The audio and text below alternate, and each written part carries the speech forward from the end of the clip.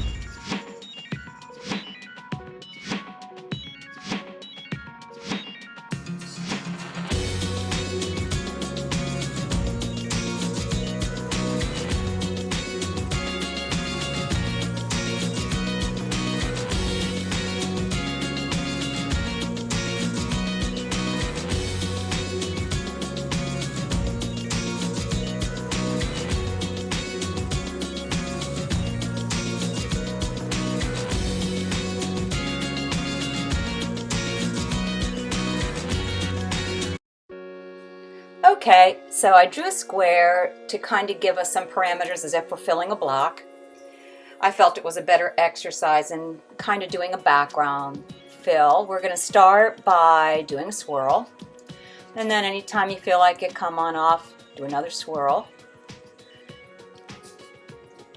And then I'm going to start to add my petals.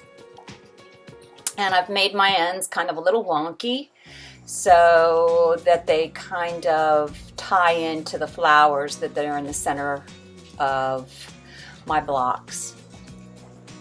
I'm using a 40 weight glide. It does give me a little bit of thread buildup if you look where they merge. When I come down on my petals, that's the big thing, is make sure you kind of, much like a feather, you come back to the beginning at a real kind of severe angle. You know, Lori Kennedy brings them back like a daisy surrounding her centers, where this is, you know, very Patsy Thompson coming in like the Plumify and coming in at an angle around those swirls. And now I'm going to echo. Echoing is our friend. You can just about fill so much space up by echoing back and forth. If you notice, I'm also using the Husqvarna Viking Free Motion Quilt Guide. I really like using the rings. Sometimes I use Martelli, but this is my favorite. It really decreases the stress on my shoulders. Now I'm going to throw in some C's. I love C's. C's help me to travel, especially around the edges, and get wherever I need to go. Especially on this, combining this motif, the C's and the swirls, and the echoing really allows you to fill up this block real quickly and easily.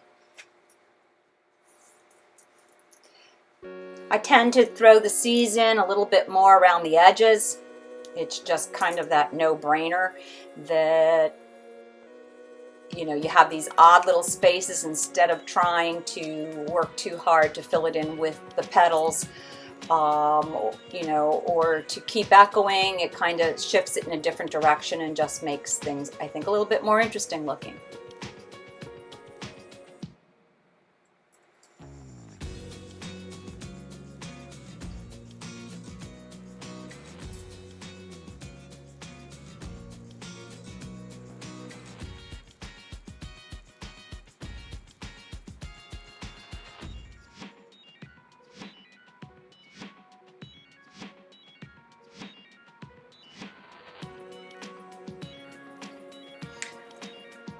I echo to travel around as well as fill that space.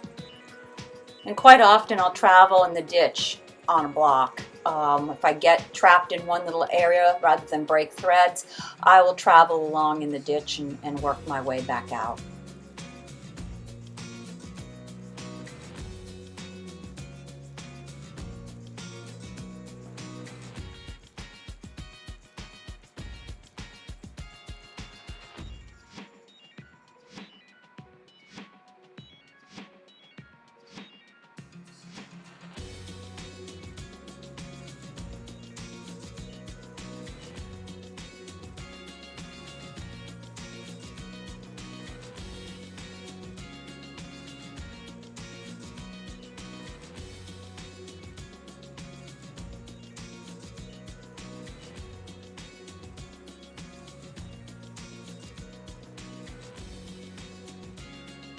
Once again, some C's coming in, those little odd spaces along the edges.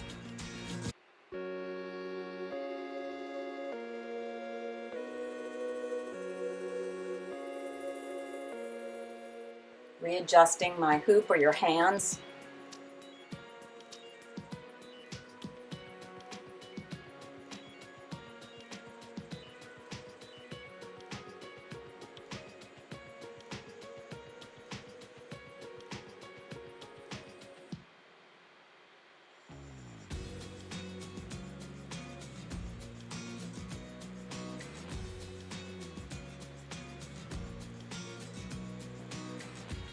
I try to vary the direction of my swirls and petals and that kind of thing. Obviously not doing a real good job of it there. The low battery light is flashing on my camera, so I think I'm normally a little direction challenged, but it's even worse right now. I'm hoping that I can get to the end of this before my camera dies. Speed up a little bit more here.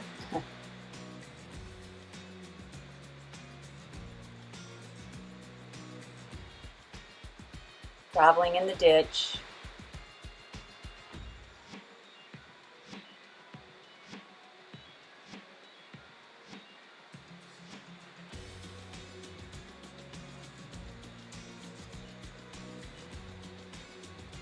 More C's.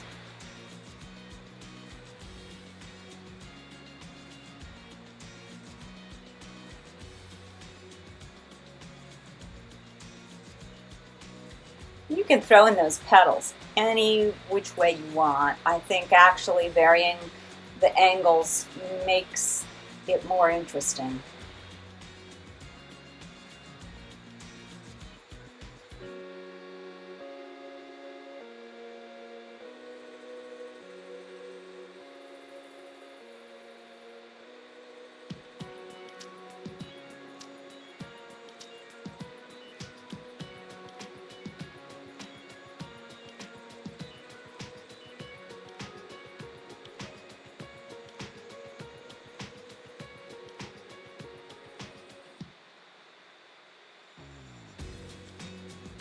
fill in this corner area, a little echoing.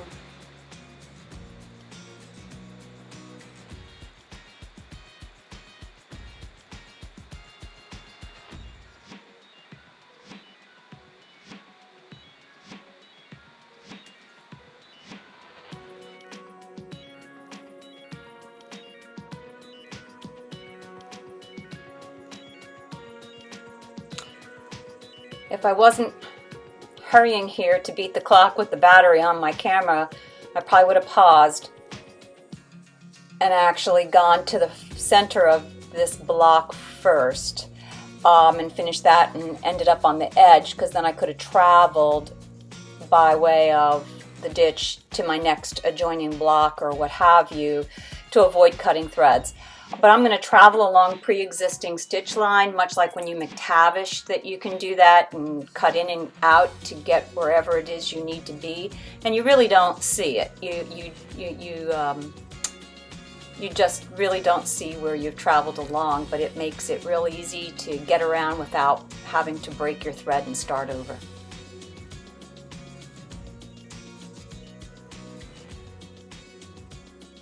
Okay, here's a finished shot of white on my quilt. Looks a lot different than hot pink on white, but you can still see some great texture there of the swirling flowers. Real happy with how that's turning out. Haven't quilted yet the black and the red portions of my quilt. They're going to be a different motif, but I'm working on it.